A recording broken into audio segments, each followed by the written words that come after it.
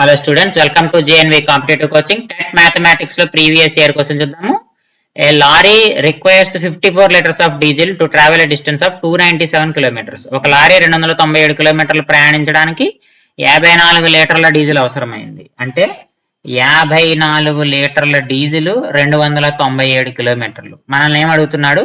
550 కిలోమీటర్లు ప్రయాణించడానికి ఎంత డీజిల్ అవసరము? ఇది మనకి క్వశ్చన్ మార్క్. సో మనకి క్రాస్ మల్టిప్లికేషన్ చేయాలి. క్రాస్ మల్టిప్లికేషన్ చేసే ముందు ఏమైనా క్యాన్సిల్ అవుతాయేమో చూద్దాం. ఇక్కడ చూడండి, ఇక్కడ ఇది 9 టేబుల్ పోతుంది. 9 3 27, మళ్ళీ 27 వస్తుంది. 9 3 27, 33 సార్లు పోతుంది.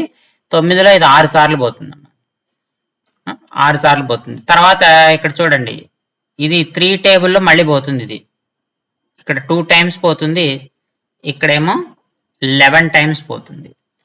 సో ఇప్పుడు క్రాస్ మల్టిప్లికేషన్ చేయండి. క్రాస్ మల్టిప్లికేషన్ చేస్తే ఇక్కడ 11 ఇందులో మళ్ళీ 5 టైమ్స్ పోతుంది, అంటే 50 టైమ్స్ పోతుంది. ఇక మిగిలిన ఏముంది? ఇక్కడ 1 ఉంది. 50 × 2 అంటే మనకి 100 అవుతుంది. 100 లీటర్స్ డీజిల్ కావాలి. అసలు ఈ ప్రాబ్లం ఇలా కూడా చేయాల్సిన పని లేదు, ఎందుకంటే ఇచ్చిన ఆప్షన్స్ లో 297 కిలోమీటర్స్ కి 54 లీటర్స్ డీజిల్ అంట.